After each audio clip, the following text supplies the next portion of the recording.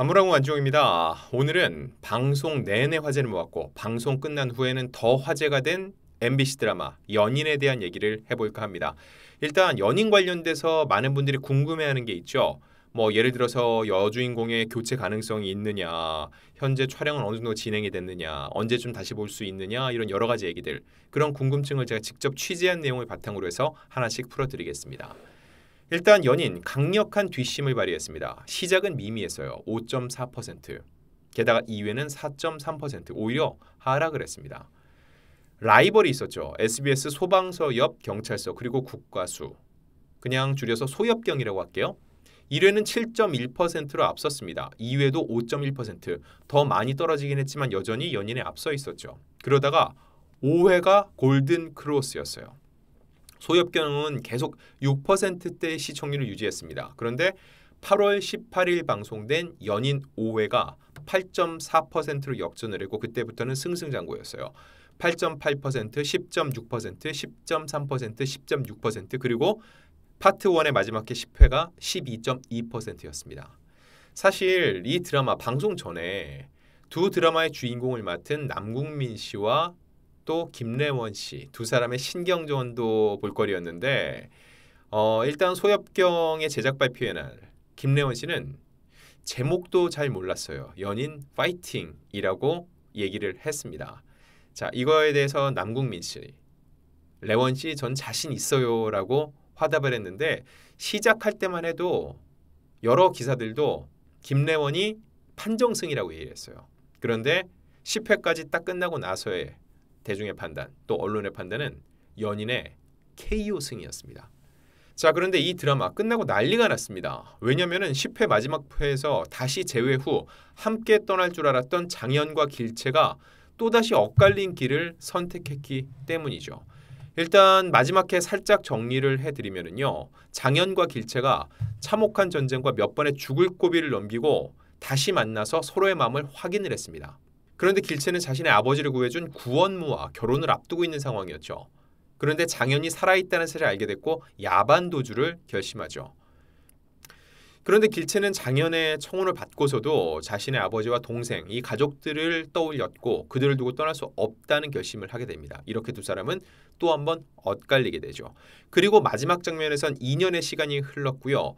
조선의 포로들을 구해주는 장현의 모습이 등장했습니다. 그리고 이 과정에서 청나라 포로 사냥꾼인 파란복면의 이청아 씨와 마주하면서 연인 파트 1이 마무리됐습니다.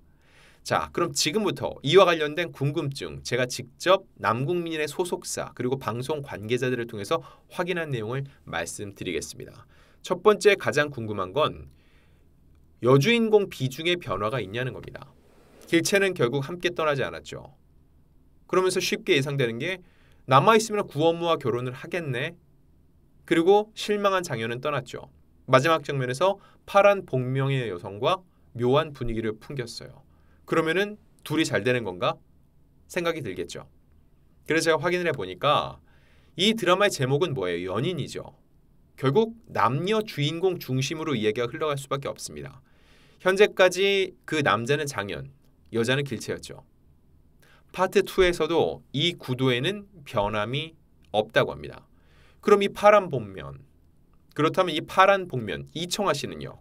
궁금해지죠. 파트 2에서 파트 1보다 꽤 비중이 있긴 하답니다. 그런데 주연급으로 보기는 어렵다는 게 관계자들의 전언이에요. 어찌 보면은 마지막 회에서 연출의 묘였어요. 시청자들의 궁금증을 증폭시키면서 끝내기 위한 하나의 장치로 쓰였다는 거죠. 하지만 절대 이 파란 복면이 여주인공급으로 갑자기 비중이 커지는 일은 없다는 게 관계자들의 이야기입니다. 자, 이거에 대해서 사람들의 궁금증과 또 불만이 폭발하자 남궁민 씨도 한마디 했습니다. 지난 9월 3일 자신의 SNS에 이 연인의 엔딩 장면 영상을 올린 뒤 길채의 대사인 그대가 나를 영영 떠나던 날 죽도록 미워 한참을 보았네. 헌데 아무리 보아도 미운 마음이 들지 않아 외려 내가 미웠어라는 글을 남겼습니다. 그러면서 많은 사랑, 관심, 우려 모두 감사드립니다. 꼭 아름다운 장현과 길채의 사랑 이야기로 보답하겠다고 약속을 했습니다. 지금 현재 대본은 남궁민 씨가 가장 잘 알겠죠. 그런 남궁민 씨가 장현과 길채의 사랑 이야기로 보답하겠다. 두 사람이 여전히 연인의 주인공이라고 확실하게 도장을 찍어주는 겁니다. 자, 그럼 두 번째 궁금한 거. 원래 이 드라마가 파트제였나? 그럼 도대체 얼마큼 촬영을 했을까? 이런 게 궁금하시죠? 정확히 MBC가 연인을 파트제로 공개한 것은 지난 7월 6일이었습니다. 8월 4일이 첫 방송이었으니까는 약 한 달 전에 알렸다고 볼 수 있는데 이 드라마 원래는 20부작으로 기획된 게 맞습니다. MBC도 이렇게 밝혔어요. 연인은 20부로 기획된 작품으로 처음부터 파트제를 염두에 두고 제작에 돌입했다.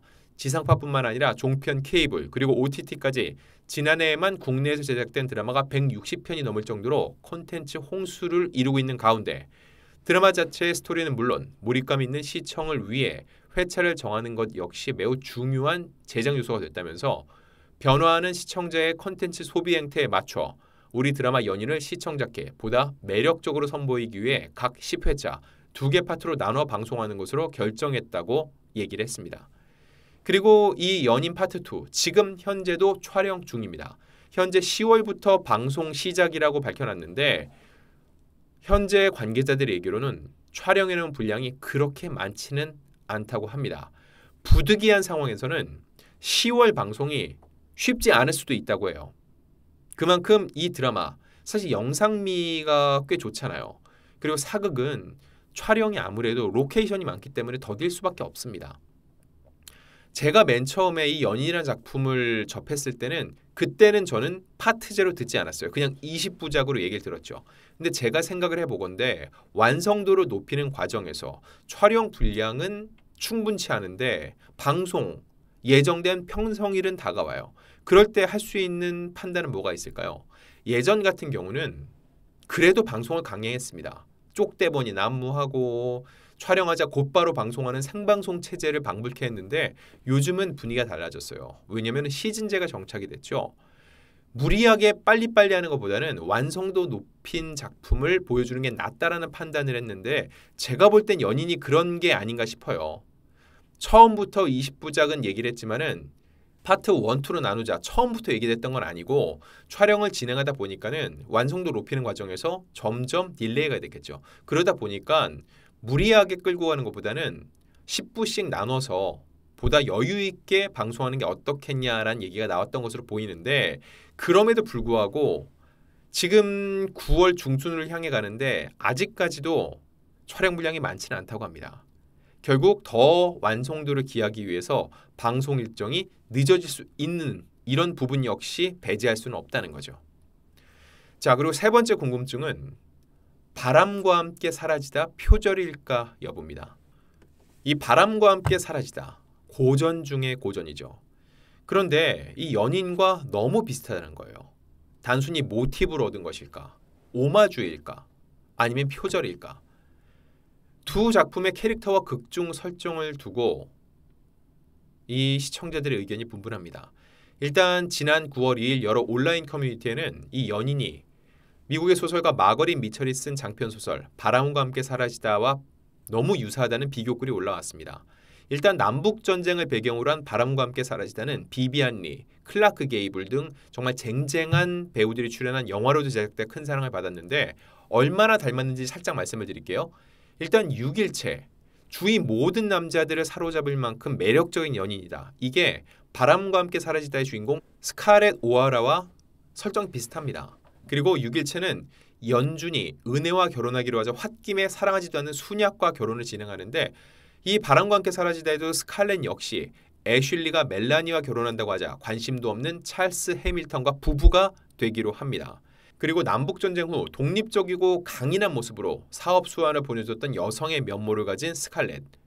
병자호란을 겪으면서 사극에서는 보기 힘든 주체적인 여성으로 거듭나는 이 길체의 모습과 꽤 닮았습니다. 엽전을 수거해서 이걸 그릇으로 만들어 팔기도 했죠. 그 당시 여성들에게서는 보기 쉽지 않은 장면이라고 할 수 있습니다. 그리고 이장현의 모습은요. 따뜻하고 애절하면서도 스칼렛을 지고지순하게 살아내는 레트 버틀러를 떠올리게 합니다. 또 스칼렛을 구해주지만 이어지지 못하고 훌쩍 떠나버리는 버틀러처럼 비혼주의자하면서 6일체를 두고 떠나는 이장현의 모습이 버틀러의 모습과 꽤 유사하다는 거죠. 주변 인물의 설정 역시 어느 정도 비슷합니다. 남현주는 스칼렛의 짝사랑남이자 스칼렛의 친구 멜라니와 결혼한 애슐리를, 그리고 이 경은혜는 애슐리의 아내 멜라니 해밀턴과 유사하다는 겁니다. 그리고 구원무가 있죠. 이는 스칼렛의 두 번째 남편 프랭크 케네디와 닮았고, 공순약은 스칼렛의 첫 번째 남편이자 전쟁 중 사망한 찰스 해밀턴과 캐릭터 설정이 매우 비슷하다는 거죠. 이 외에도 피난 중에 출산을 하거나 고향을 떠나가고 두 여자가 적을 죽이고 그걸 둘만의 비밀로 가지면서 우정이 싹트거나 키스신에서 나누는 대화나 분위기, 여러 가지 내용들, 이런 장면들이 바람과 함께 사라지다를 떠올리게 만든다는 거죠. 그럼 이 연인을 쓴 작가는 누굴까요? 이분이 시대극이나 사극을 많이 썼어요. 절정, 제왕의 딸 수백향, 역적, 백성을 훔친 도덕 등을 쓴 황진영 작가입니다. 이 황 작가는 지난 7월 공개된 인터뷰에서 이런 얘기를 합니다. 병자호란, 4.3 사건, 동학농민운동에 관심이 많았다. 비극적 상황에 내동댕이 쳐진 평범한 사람들의 이야기를 써보고 싶었다라는 집필 기획을 밝혔는데, 그러면서 이런 얘기를 합니다. 병자호란 같은 경우 독한 패배의 역사에게 쉽게 손대지 못했는데 고전 바람과 함께 사라지다에서 영감을 받아 고난의 역사를 조금은 경쾌하게 시작할 수 있었다면서 바람과 함께 사라지다에서 모티브를 얻었다는 것을 밝힌 바 있습니다. 그런데 단순히 모티브만 얻어서 만든 것인지, 아니면 이 장면의 캐릭터 구성이나 내용을 어느 정도 차용을 했는지, 사실상 리메이크란 것인지, 이 부분을 놓고는 의견이 분분하다는 거죠. 누리꾼들의 의견을 보면은 전체적인 틀뿐만 아니라 흐름까지, 소소한 에피소드까지 똑같다, 이렇게 할 거면은 정식으로 리메이크하는 게 낫지 않았을까라는 얘기를 하고요. 또 설정과 장면, 대사까지 따왔는데 원작 표기를 하지 않는 건, 이건 법적으로 문제는 되지 않더라도 원작 창작자에 대한 예의는 아니라는 평가도 있었습니다.